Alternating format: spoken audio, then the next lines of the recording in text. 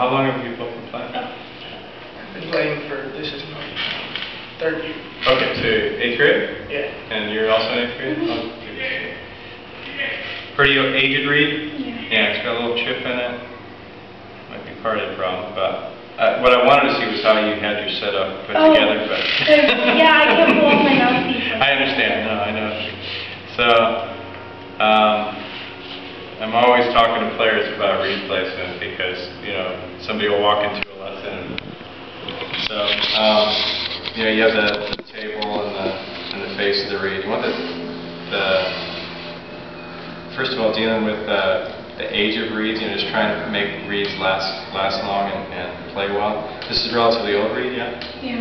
So the neutral, you know, placement of your reed, you put a little pressure on the face of the reed. You want the tip of the reed on the tip of the mouthpiece. That's sort of neutral. If it's a newer reed and it's placed like it's kind of a harder reed, but it's going to be good, you can tell it's going to be a good reed. What you can do with a new reed is lower it a millimeter or so when you press on the face you see a little bit of the tip of the mouthpiece. Or, in this case, let's see if this helps you, on an older reed that's playing kind of soft and not responsive, it sounded like the reed was just getting clamped off for you when you're trying to play in the upper register. You can raise it a little bit, so it's, I don't know, it's like a millimeter above the tip of the reed when you press the edge. So I'll try setting it like that. And then you got the lid here with with 2 screws. You want to put the ligature in the middle of the table. If you put it on the top edge of the table or close to where the face starts happening, then that makes the reed not vibrate very well. So if you put it down here, that lets it vibrate and create sound best usually. And then with these double screw variety, the lower screw, you can put a little more tension than the upper screw, but you still don't want a lot. So you still want to have like easily a half a turn before you would start feeling any stoppage to your motion. And then the top one, or sorry, the bottom one about like a quarter turn, the top one like a half turn. So there, that's pretty good. Now I know what you're saying, you put the mouthpiece on and off and then the ligature starts getting messed up, so don't grab the ligature and turn, you know, use the base of the mouthpiece to get it in there. Let's see if you can get it on there now. And pretty worn down with that cork needs to be replaced soon. Here, I'll help you out, show you how to do it. Yeah, it's the cork that's getting it. So now we have to double check our setup because we just destroyed it.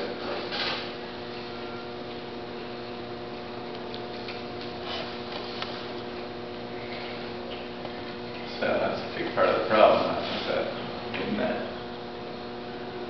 chip is getting worse now.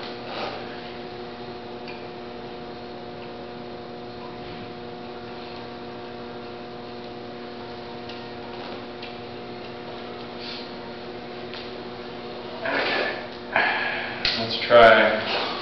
Let's just play a C scale from low C together in unison. Just play C to C from low C, half notes. Ready?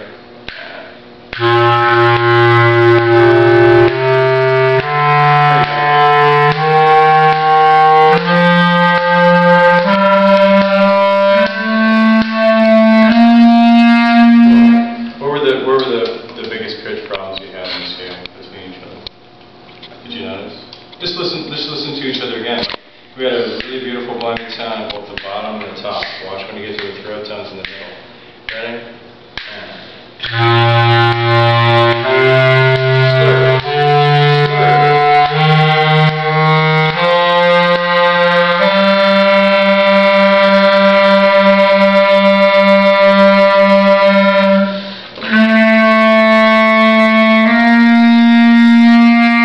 It's that throat tone A. That's that troublesome register on the clarinet that's different for every player. You know, some people are very flat there, some people are very sharp. I think goes from instrument to instrument too. Alright, these are better blended sound. You guys were well prepared. You didn't miss a beat. I could tell you were just struggling with that register. So go ahead and play in that register a bit. Is it going to be a little more responsive now after playing with the reed? A little bit better? Yeah, it's a lot better.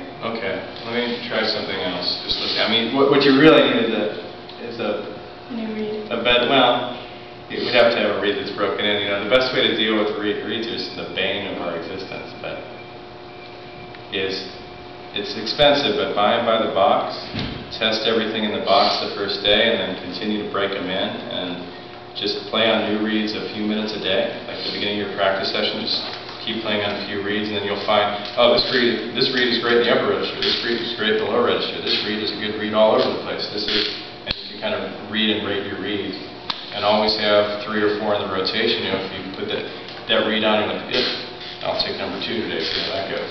You know, it's being a reed player, you know, it's one of those things, because you have this little piece of wood that's your instrument. Okay, I think we can try to play again now. So, you have a huge sound, it's really good, it's really clear, the tone is very clear. Now that we have your register put together, now we can try to play in balance. So just be careful as you're playing in balance. Let's go right from the beginning. What was your tempo out here? Yeah. Play the ends of each of these small phrases full length. For example, when you have a bar that ends and the next bar begins, don't end your sound until you hear your partner's sound begin. So we get this